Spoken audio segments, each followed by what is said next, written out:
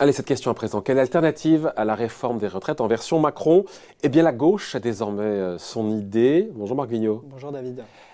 Journaliste au point, évidemment, il faut le rappeler. Il y a donc ce contre-projet, projet alternatif de la gauche au sens large. Je crois que c'est oui, alors il y a PS. beaucoup de, alors il y a le PS, le Parti communiste et Europe Écologie Les Verts. Ça, c'est pour les principaux partis. Ouais. Après, il y a toute la galaxie de la gauche. Mais il n'y a pas la France insoumise.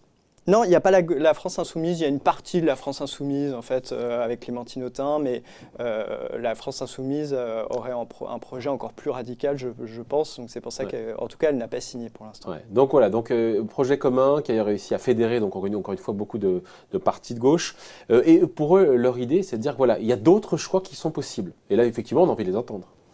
Ah bah, pour eux, enfin, on sent que c'est quand même un projet. Quand on est dans l'opposition, on fait toujours des projets pour s'opposer aux projets qui ont été présentés et qui sont plus radicaux en général que ce qu'on met une fois qu'on est au pouvoir. Alors là, l'idée, c'est de dire aux Français, plus aucune mesure qui soit impopulaire. Donc on arrête de reculer l'âge de départ à la retraite. C'est la mesure forte, ça.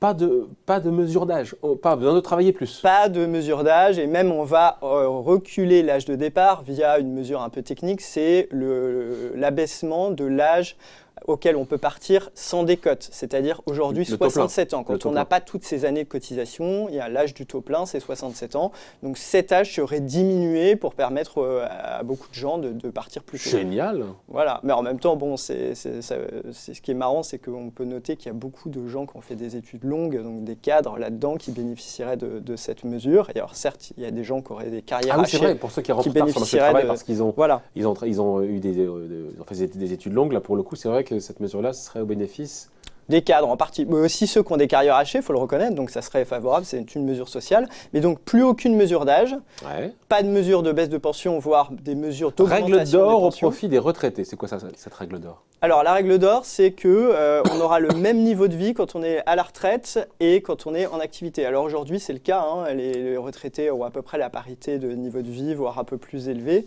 Mais ce qu'il faut voir, c'est que dans le système actuel, compte tenu des financements qu'on a du régime de retraite et compte tenu de ce qu'on peut projeter, les spécialistes du Conseil d'orientation des retraites projettent à long terme cette évolution du niveau de vie des retraités et se rendent compte que ce niveau de vie, par rapport à celui des actifs, pas en valeur absolue, c'est-à-dire que le niveau de vie des retraités va continuer à progresser, mais par rapport à celui des actifs, il va se dégrader puisque les retraites sont indexées sur l'inflation, alors que évidemment les actifs, leur niveau de vie, lui, il évolue comme les salaires de ceux qui travaillent.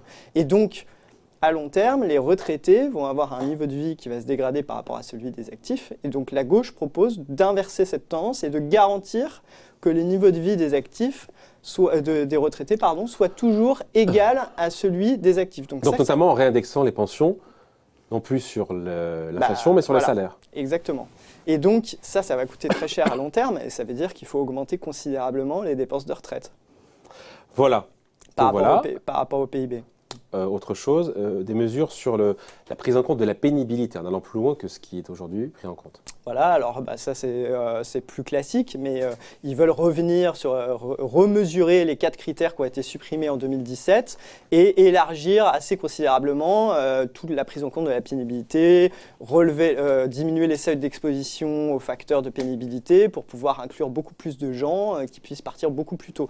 Donc si on cumule la règle d'or sur le niveau de vie des retraités, plus aucune mesure d'âge, plus aucune mesure de recul de l'âge, au contraire, ramener l'âge sans décote de 67 ans à un âge qui n'est pas précisé, cet élargissement de la pénibilité, des bonifications pour les mères de famille dès le premier enfant, puisque c'est ce que propose Emmanuel Macron. Aujourd'hui, ça n'existe pas. Il y a des bonifications dans le nouveau système d'Emmanuel Macron pour les enfants. Donc, ils se sont dit, on va en mettre aussi, parce que c'est quand même une redistribution vis-à-vis des femmes qui ont souvent des mères célibataires, etc., qui ont 1 et 2 enfants. Aujourd'hui, il n'y a pas de bonification. Donc, tout ça, ça coûte extrêmement cher.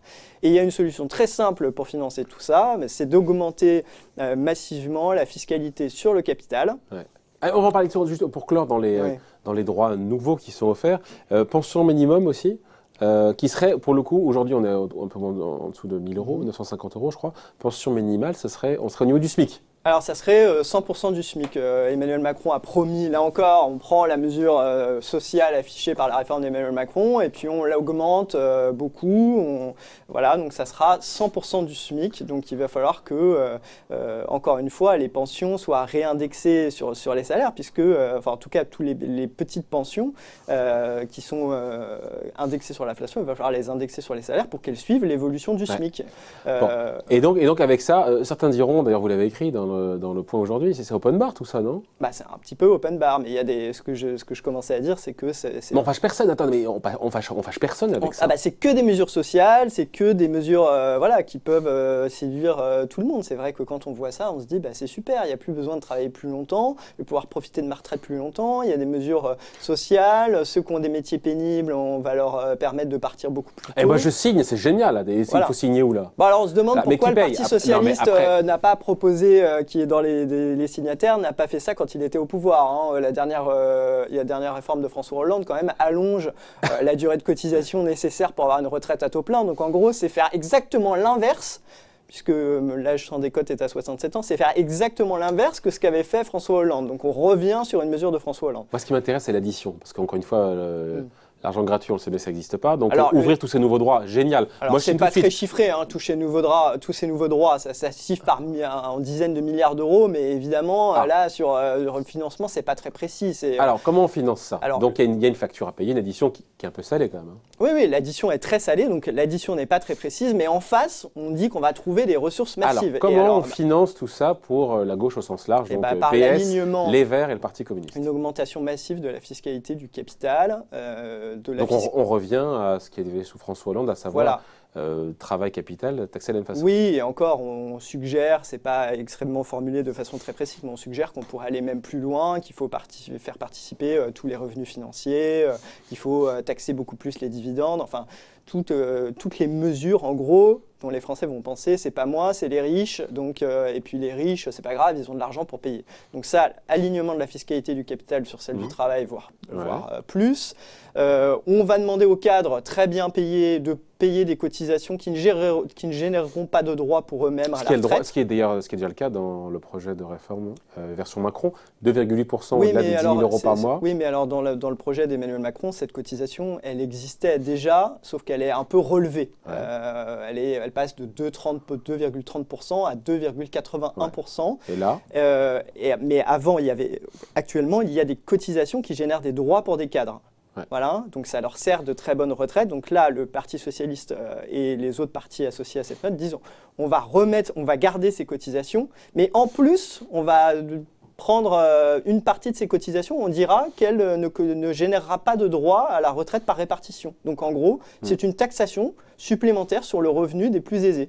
Donc vous aurez l'impôt sur le revenu qui est de 45%. Sur la tranche la plus élevée, la tranche marginale, non mais on parle des très hauts salaires. Donc la tranche marginale, vous avez l'imposition sur le capital et vous avez ce taux d'appel de cotisation qui sera encore plus important qu'aujourd'hui. Bah, c'est pas indiqué, mais on dit qu'en gros, on fera contribuer pour une part significative ces très hauts revenus au financement des retraites. Donc on taxe le capital, donc les revenus financiers, les gens qui gagnent au-delà de 10 000 euros par mois, on fait aussi la poche aux entreprises? On fait aussi la poche aux entreprises dans le sens où on peut revenir sur des allègements de charges. Là encore, des mesures qui essentiellement avaient été prises pendant le mandat de François Hollande. On va revenir dessus. Le CICE, finalement, on nous dit que ça ne sert à rien. Les allègements de charges, tous les allègements de charges accordés depuis 30 ans pour les entreprises, on nous dit qu'on va regarder et qu'on pourrait en reprendre une partie. Alors, ça le compte y est, une fois qu'on met bout à bout là, toutes ces mesures. C'est très difficile puisque les mesures sociales très généreuses ne sont pas très chiffré, il n'y a pas de chiffre qui est donné. En revanche, il y a très peu de chiffres qui est donné aussi sur combien on pourrait récupérer. On donne des grands principes, récupérer de l'argent sur les allègements de charges. Sur le capital, par exemple, il est cité un chiffre, mais c'est très difficile à vérifier, de 30 milliards, donc c'est énorme. Il y a un autre moyen de financer les retraites qui est cité par cette plateforme, c'est de puiser dans la CRD. Le fonds de réserve des retraites, oui. Ouais, alors, c'est- on peut ponctionner le fonds de réserve des Alors, il faut retraites savoir si que on le a fonds de besoin. réserve des retraite, sur les fameux 30 milliards, il y a une partie qui est déjà allouée à autre chose. Voilà, et puis en plus, c'est infusé à un coup. Une fois qu'on a épuisé les réserves, ça peut pas continuer en fait. Ouais. Et puis, il s'interroge aussi sur est-ce qu'on pourrait pas utiliser la CRDS, donc la contribution au remboursement de la dette sociale. Quand la dette sociale va s'éteindre en 2024, cet impôt, la CRDS, sera disponible. Elle rapporte à peu près 10 milliards d'euros. Donc, pourquoi pas ne pas utiliser cette CRDS pour financer les Eh ben, retraites? pourquoi pas? Et pourquoi pas? Parce qu'il y a plein d'autres dépenses publiques qu'on va devoir financer Notamment à la l'avenir, dépendance. notamment la dépendance. Et puis alors là, il ne s'agit que le projet sur les retraites de la gauche. Il faut voir que si tout est comme ça, il va y avoir des dizaines de milliards de dépenses publiques supplémentaires à financer. Et là, on a l'impression qu'ils ont quasiment grillé toutes les cartouches qui servirait à financer un programme alternatif de gauche radicale, donc rien que pour financer les retraites. Donc voilà, on se demande comment cet équilibre peut tenir, surtout que à force de taxer ceux qui sont bien payés en France, à force de taxer le capital, on réduit l'innovation, on réduit les incitations à travailler, à être innovant, on incite les gens à partir aux États-Unis, à partir ailleurs pour C'est un vrai contre-projet, ça, mieux pour le coup. profiter C'est comme un vrai, voilà, de il ces a le mérite efforts. d'être très alternatif. Mais voilà, il fâche personne et puis il coûte cher et sur le financement, ça va couiner. Hein. Voilà, exactement. Donc on peut se demander si ça tient vraiment et si l'économie française ne prendrait pas un gros coup. On voit ce qui s'est passé en 2013 quand François Hollande a augmenté considérablement la fiscalité sur les plus hauts revenus, aligné la taxation du capital sur celle du travail. La croissance a été très mauvaise. Alors certes, le contexte international n'était pas du tout le même. La crise de la zone euro, il y a eu une rechute, etc. Ça a fait une contraction budgétaire assez importante au niveau du budget des finances publiques. Mais on peut se demander dans quel état l'économie française sortirait au terme d'un tel projet et si ça serait un financement durable pour les retraites. Voilà. Ouais. Mais je pense en tout cas, le Parti socialiste, c'est clairement un programme de campagne, d'opposition. Je pense que toute une partie du PS n'y croit pas vraiment. Alors après, on peut se poser la question pour le Parti communiste, c'est assez cohérent avec ce qu'ils ont toujours Et la France proposé. Insoumise, pourquoi ils n'ont pas signé ce truc-là? Parce que la France Insoumise, ils proposent carrément de remettre la retraite à 60 ans, je crois, ou en tout cas, c'est ce que réclame la CGT, donc ils sont un peu dans cette logique-là. Et puis, c'est pour se différencier, parce que stratégiquement, ils n'ont pas envie d'être associés à tous les mouvements de gauche, puisqu'ils veulent les avaler. Ouais. Donc, Parler de la CGT, on va voir la couverture de cette semaine, qui n'est plus la couverture sur la CGT. non. Comment la CGT ruine la France, qui a bien marché. Hein. Oui, ça a bien marché. Ça a fait à peu près 20 000 ventes supplémentaires en kiosque. Il vient nous voir en février, Philippe Martinez, on lui ressortira la couverture, savoir ce qu'il en pense. Cette semaine, c'est quoi? Comment retrouver l'attention, évidemment? Qu'est-ce qu'il y a d'autre sinon en économie? Il y a le palmarès des villes les mieux gérées, donc on peut voir si sa ville, le bilan des maires à l'approche des municipales, on peut voir si les impôts ont augmenté, si la dette a augmenté, et avoir un espèce de classement sur des critères objectifs pour savoir si le maire a bien travaillé et savoir si on va revoter pour lui ou pas. Celle qui a bien travaillé, c'est Agnès Verdier-Molinier, qui était là il y a quelques jours sur ce plateau, qui a dû vous aider, effectivement, qui connaît bien tout ça. C'est elle qui a élaboré le classement, qui a défini des critères et qui a passé au scan les finances de toutes les villes. Voilà, merci beaucoup. Explication donc signée Marc Vigneault, journaliste au Point Couverture, donc magazine à retrouver à partir d'aujourd'hui en kiosque. Merci. Merci David.